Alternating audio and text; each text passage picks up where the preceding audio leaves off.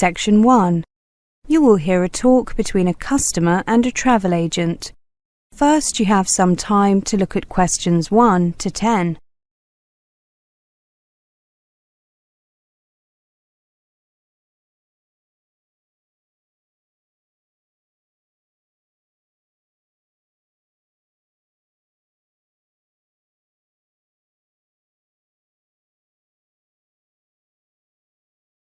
Now listen carefully and answer questions 1 to 10. Good morning. I'd like to book a flight to Toronto, please. Certainly. Flying from Sydney? Yes, on Thursday, please. Thursday the 16th, right? There are 3 flights that day. Do you prefer flying with any particular airline? I've heard that Air Canada is good, but expensive. Is there a big difference in prices between the airlines? I'll be flying business class. Yes, there is. Air Canada is the most expensive airline at $4,000 to $6,000 for business class, depending on the date of return. Qantas is $3,000 to $6,000, and Pacific, the budget airline, charges between $2,000 and $3,500. Wow, that's quite a difference in prices. I'm returning from Wednesday 22nd, so could you check the return prices for me? Sure. Let me just enter the return date into the computer. OK. Air Canada has tickets for $4,600. Qantas has them for $4,200. Pacific has tickets for $3,200. Those prices all include taxes and surcharges. OK. Before I make a decision, I would like to know the departure and arrival times in both directions.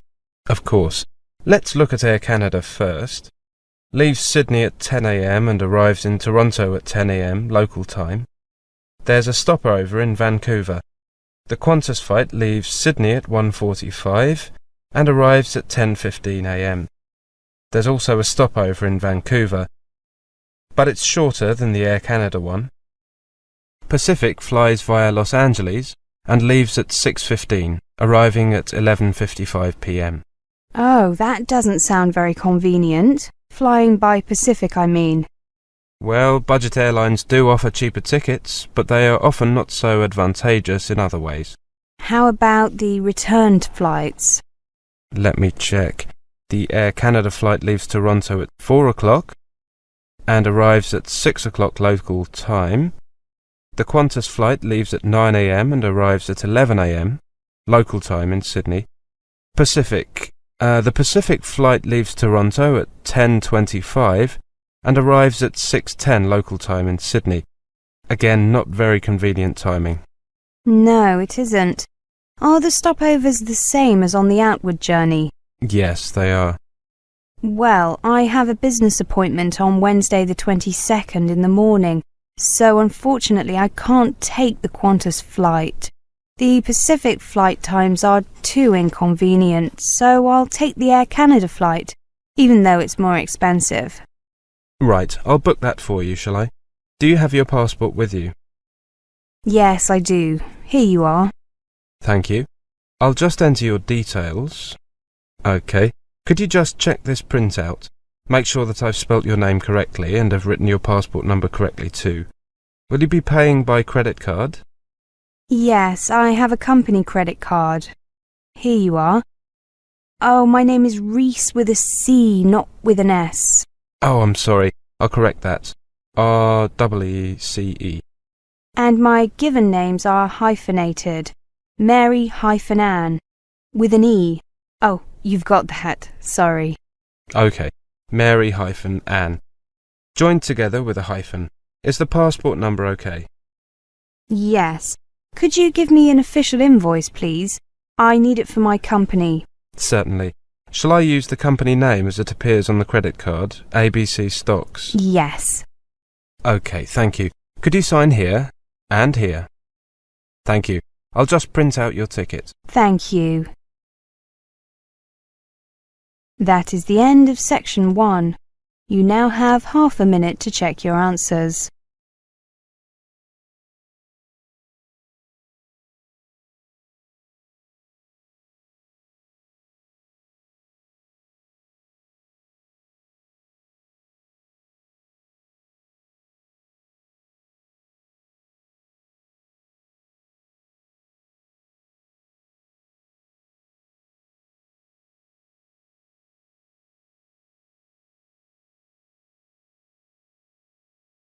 Now turn to Section 2. Section 2. You will hear a monologue. First, you have some time to look at questions 11 to 20.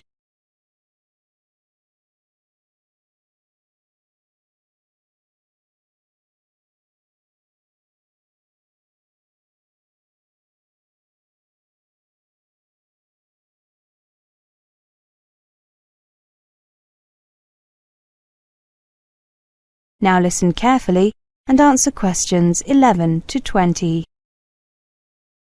Good afternoon, everyone. I am here to give you a talk on tenancy agreements and other legalities. If you rent a flat or a house or bedsit, you will have a tenancy agreement or lease.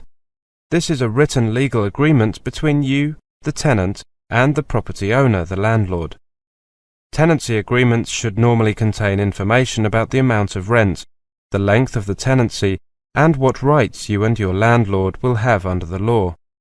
In most cases, you will have an assured short-hold tenancy, which means that your landlord cannot ask you to leave without a good reason during the first 6 months. Although these rights offer you some protection, it is still your responsibility to check the tenancy agreement thoroughly and make sure you agree with the terms. Do not sign the tenancy agreement if you do not know what all of it means. If you do not fully understand your rights, show your tenancy agreement to an advisor in the accommodation office or student welfare office at your university or college and ask for help. You can also get help from a housing advice centre, law centre, or citizens advice bureau. When you do sign the tenancy agreement, make sure you get a copy to keep for yourself, in case you need to check any details later on. The landlord may also ask you to sign an inventory, a list of all the items in the property, pieces of furniture, kitchen items, etc. If so, make sure you get a copy of this as well. Check that it is correct and that any existing damage to these items is included before signing it. If your landlord does not provide an inventory, you should make one yourself and send a copy to the landlord. Let's take a look at payments. Before you move into private accommodation, you will probably be asked to pay a deposit equivalent to 1 month's rent. Make sure you get a receipt for any deposit or fees you have paid. When you leave the accommodation, if you have paid all your bills and caused no damage to the property, your full deposit will be paid back to you. If you are renting through an accommodation agency, you may also be asked to pay fees for preparing tenancy agreements and administration. You should also keep a written record of all the rent payments that you make, as you make them. If you have a dispute with your landlord, or you get behind with your rent, you should get advice as soon as possible. Remember that if you live in the same building as your landlord, or you have a room in a student or youth hostel, or university college accommodation, then this will affect how secure your tenancy will be. If you do not share any living space with the landlord or a member of their family, apart from means of access like an entrance hall or a staircase, or are a student living in halls of residence, or any other type of accommodation where an educational institution is the landlord, you will have basic protection from eviction.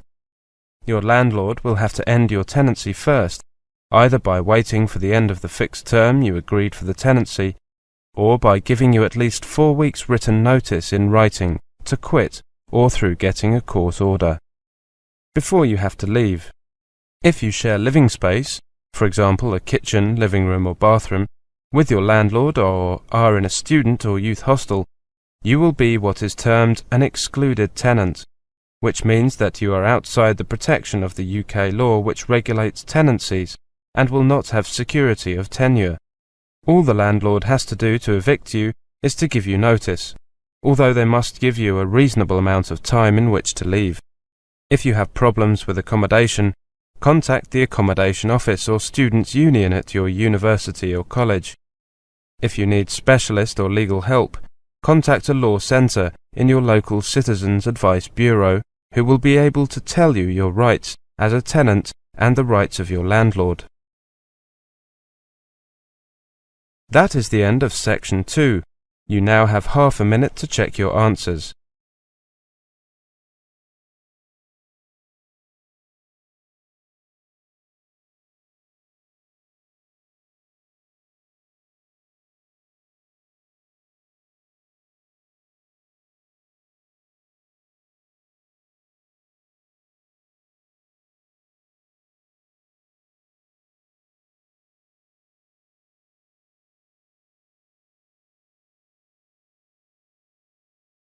Now turn to Section 3. Section 3. You will hear a talk between a professor and a student. First, you have some time to look at questions 21 to 30.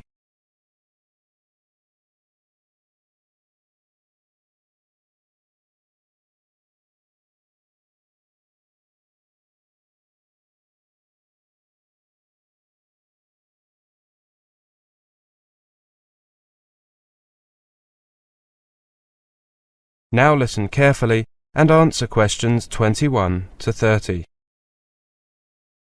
Good morning, Clara. Take a seat. Right, I've read your first draft of your project on housing. Well done. Thank you. I know it's only a first draft though, so I'm sure you have some suggestions on how it can be improved. I was very nervous at first because it wasn't my first choice of topic. I had wanted to do something on voting patterns, but getting information, well, it didn't look possible within the time frame. Don't worry. I think that you have made a good choice. Yes, a comparison of the factors influencing house prices. Very topical. Definitely.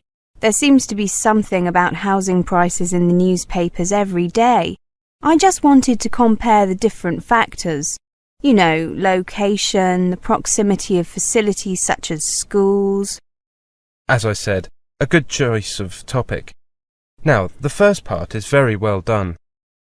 You clearly introduce what you are going to look at, why and how. Do you think that I have covered enough points there? I think so. Did you have anything else in mind? You know, something else you'd like to cover? Well, a friend suggested that I might include crime rates. Actually, that's a very good idea. You might consider it. It is something that many people take into account, consciously or otherwise.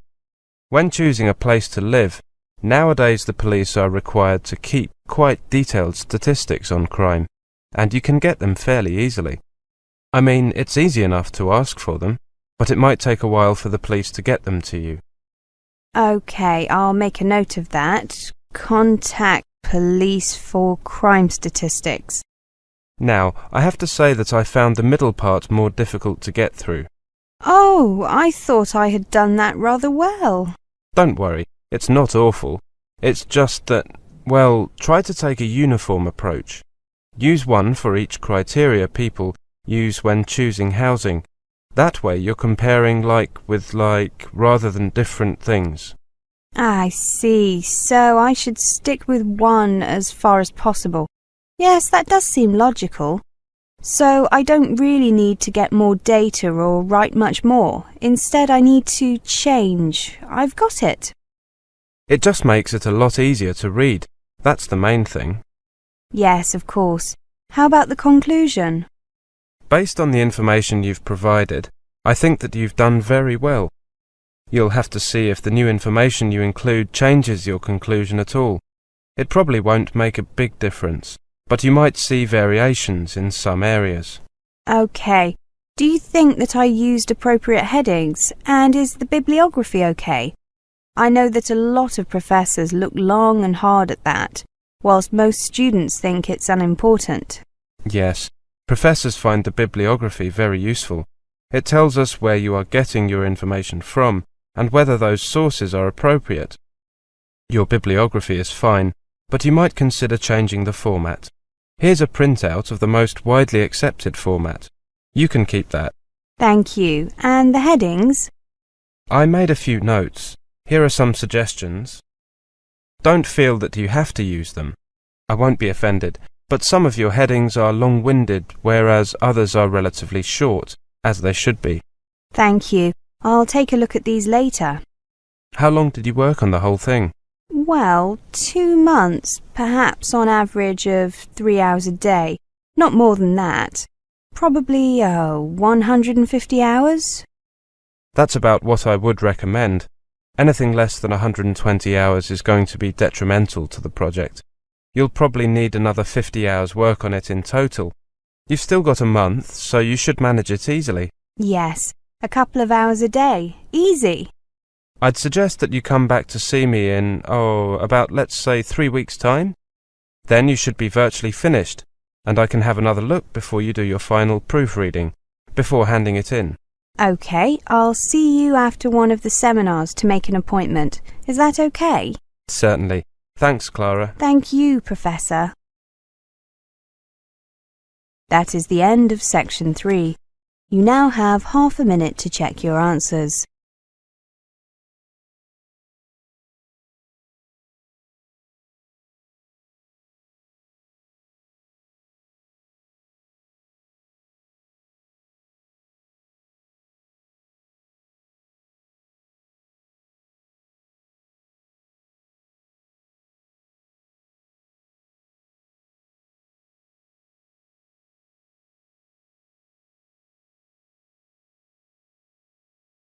Now turn to section 4.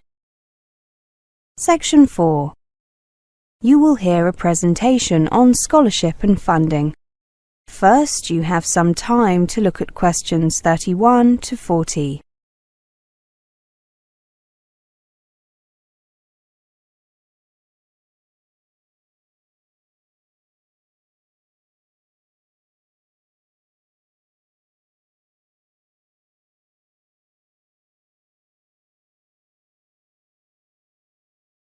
Now listen carefully and answer questions 31 to 40.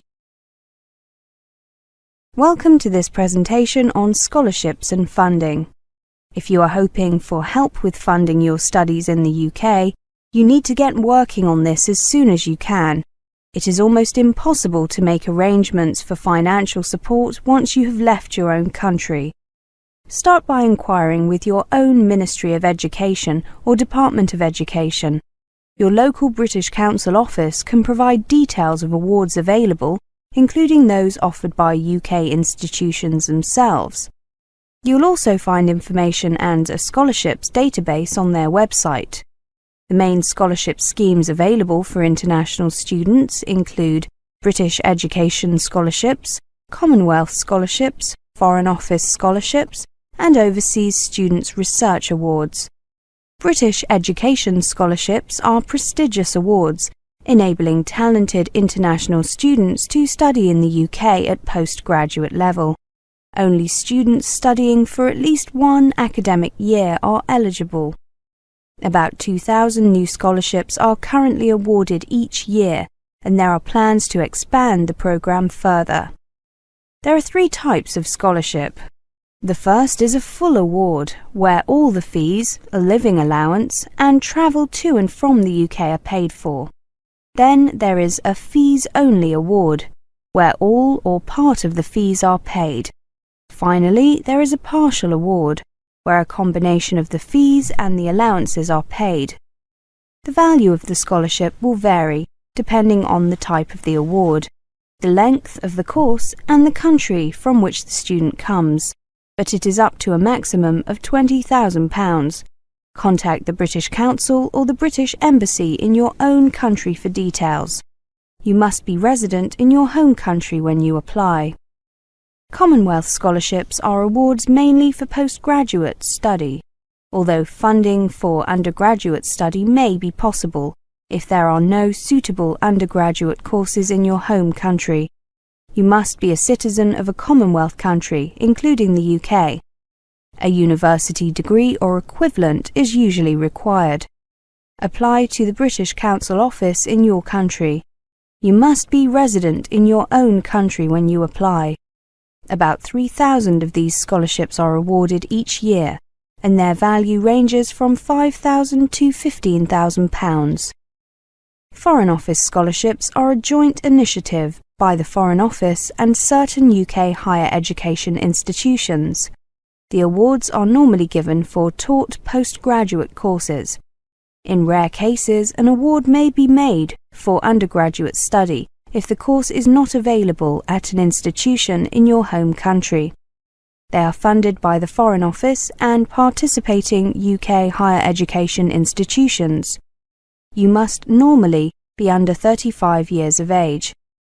You must be resident in a developing country, and you must not be currently employed by your government or by an international organisation. You should be planning to study a subject related to development and be fluent in English.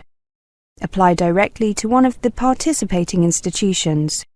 You can ask for a list of participating institutions from the British Embassy in your country or your local British Council office.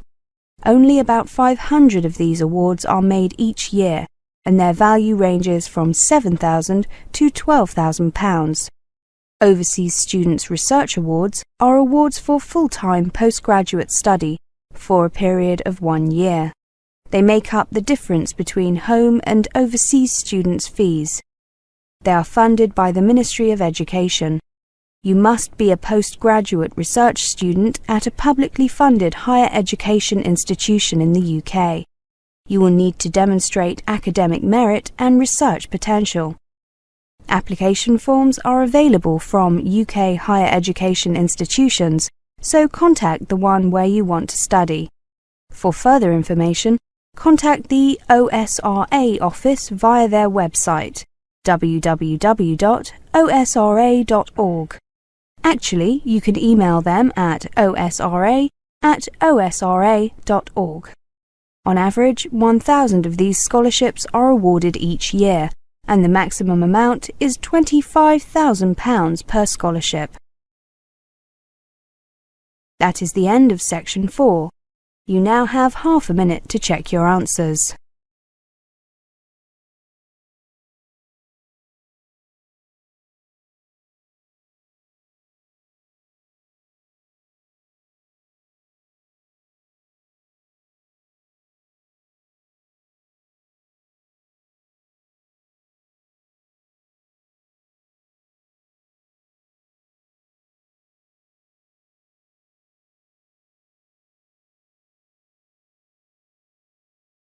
That is the end of the listening test, the IELTS test.